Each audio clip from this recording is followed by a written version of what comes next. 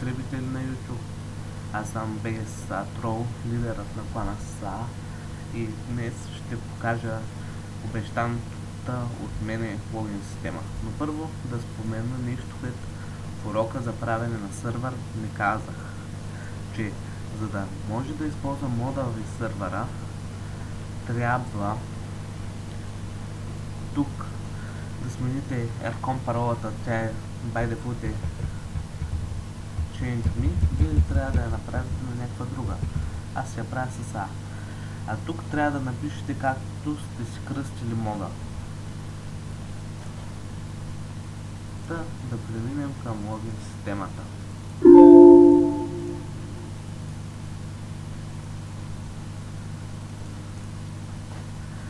Първа стъпка е да си дефинираме имената на диалозите.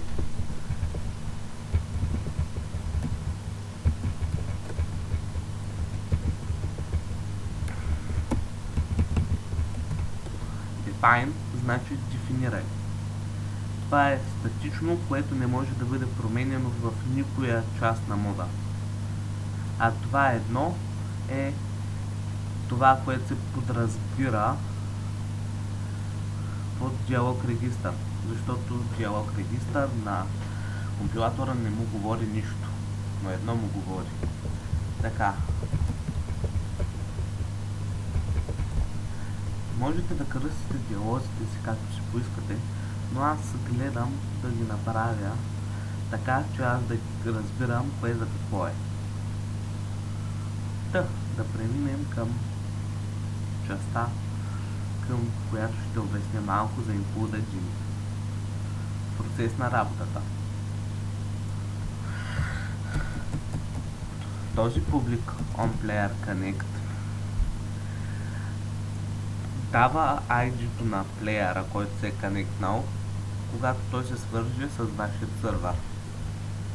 И за да видим дали има такъв акаунт, трябва да вземем името на плеера. Затова вземаме една променлива име, по-точно масив, и му слагаме за размер, максималният размер на едно име, което е възможно.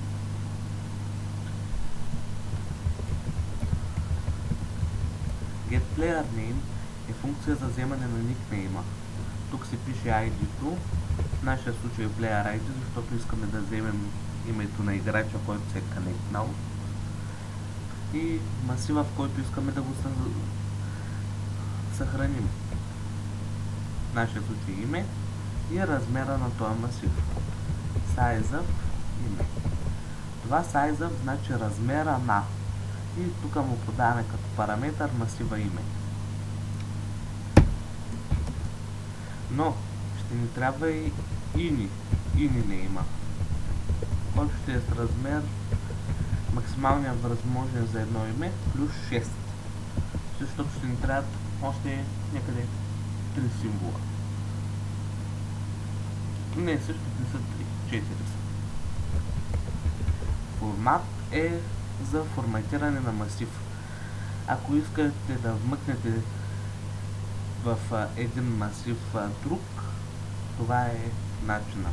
Ini е масива, който искаме да форматираме, размера му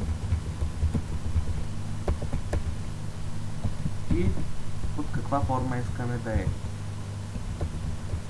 Ето така искаме да изглежда нашият масив. Тук %s значи, че вкарваме string текст по-дълго от един символ или не. Да, схванахте. И след това пишем какво искаме да вкарваме. Аз искам да вкарам името, че да се получи файла. Името на играча .ini. И това е за формат. Сега тук правим една проверка. Ако такъв файл не съществува, didn't exist е функция, която проверява дали съществува. но с удивителната значи, че не съществува. Удивителният знак пред равенство, примерно, значи не е равно. И да, това е знакът за противоположност. Ако не съществува, тогава е логично да го създадем. Gini Create прави точно това. И му задаваме името, както да се казва. И естествено идва и частта с диалоговите прозорци. За да покажем диалог, функцията е Show Player Dialog. На кого искаме да го покажем този диалог? Ами на ID, което се е кънекнал. Кой диалог да му покажем? Диалога за регистрация. Какъв стил да е диалога? Ами диалог стил Password. Нарочно правя едно уточнение, защото някои хора го правят не с диалог style password, а с диалог style input. И когато е input се виждат буквите, а така точки само. И ако си споделил екран на някой приятел, примерно, и той ще види паролата и ще влезе в акаунта. Но ние не искаме така, затова е диалог style password.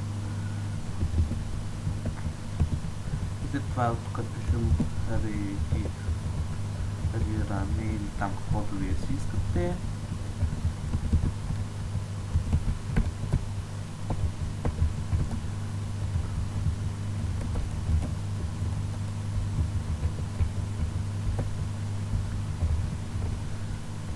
И тук слагаме бутоните OK и Cancel или отказ, както вие си прецените. И връщаме едно. Да прекратим.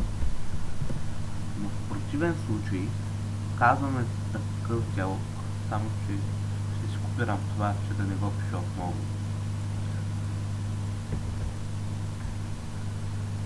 Само че диалогът ще е за логване. И тук пишете логин.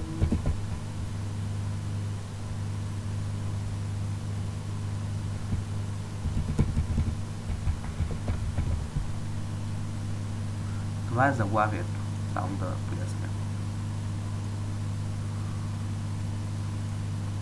И така, една част от кода ни е готова. Сега, тези неща ще ни трябват и в друг публик, затова ще си ги копирам, за да не ги пиша пак. Намираме on dialog response и поставяме тези неща тук.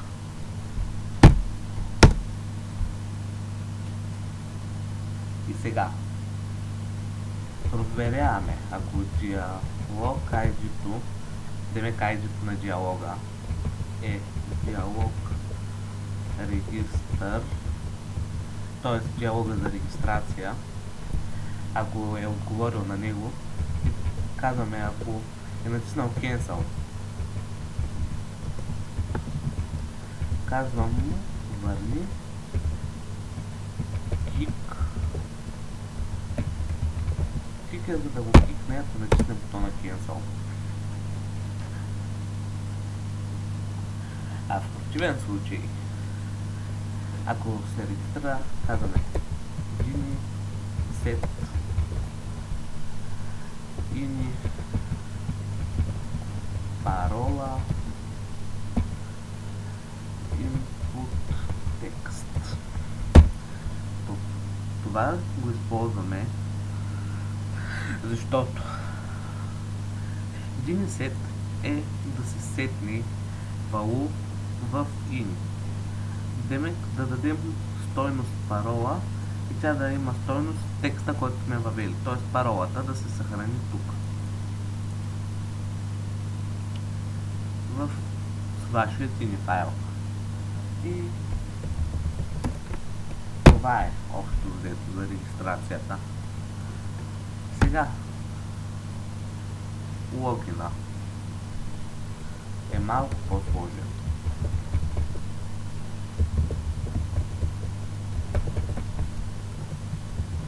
Ако диалогът е логин, тогава проверяваме дали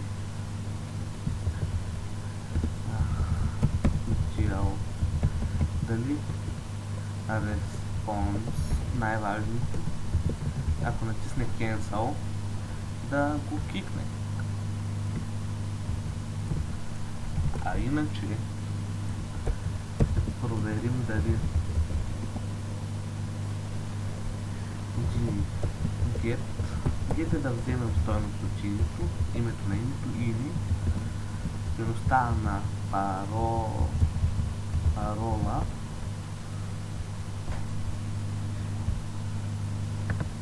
Сътърът само път трябва да напишем, че да сравним два текста. Дали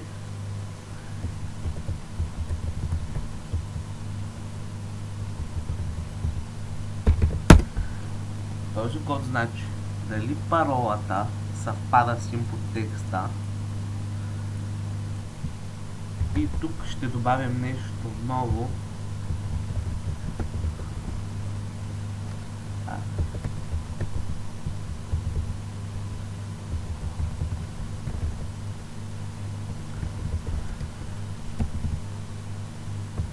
Защото ако пропуснем това, той може човек да остави празна кутийката за парола, да цъкне Enter и готово логнал се. Но ние не искаме, затова пишем. И ако размерът на текста, който е въвел, е различен от 0, чак тогава да го пуснем.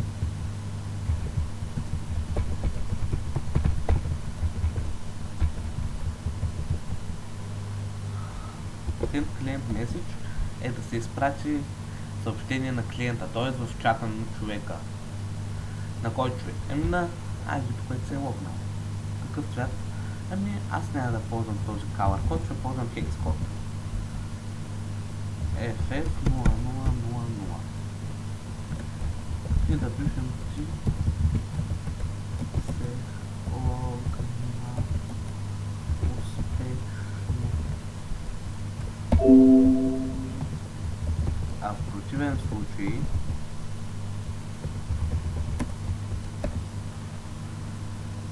да напишем грешна парола.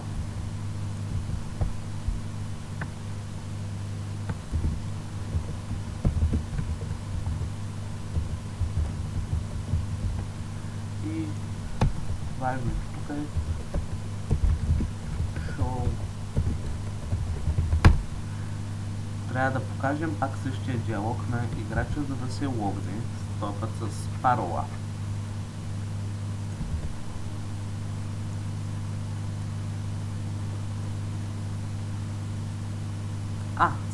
Само да забравя. Ако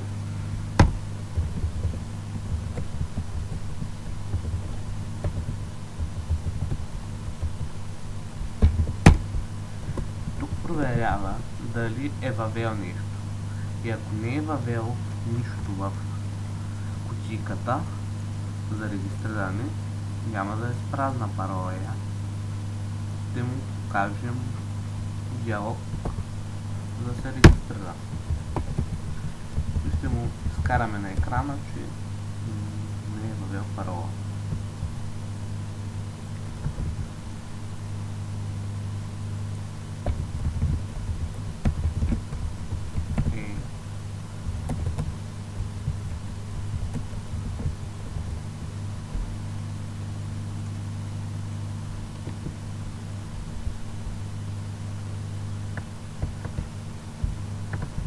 Връщаме едно.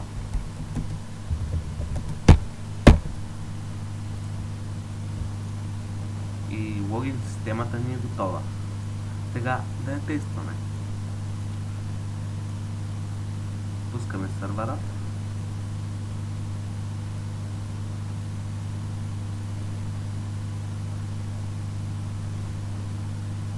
И влизаме.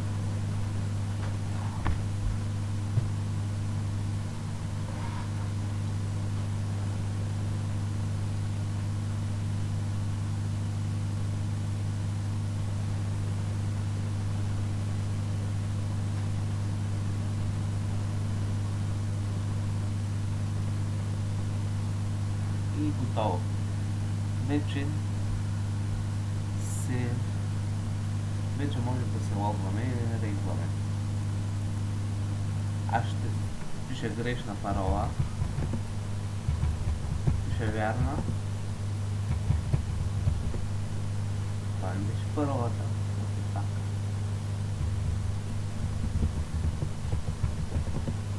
Пак. Да.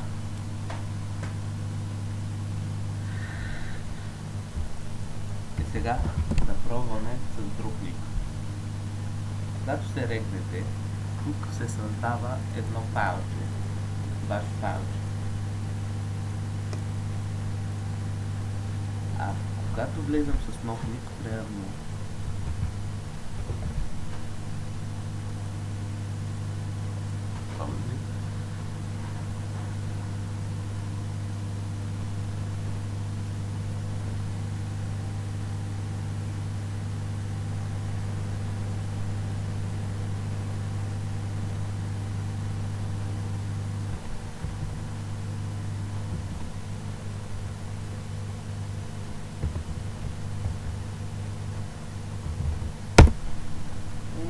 вече се регнахме и тук се създава файл с нашето име, с парола test2, каквато аз написах. И това беше видеото за логин в системата. Очаквайте в следващото видео урок как се прави админ система, и ако имате въпроси и реквестове за урок, пишете ми в коментарите, абонирайте се за канала, лайквайте клипа и чао!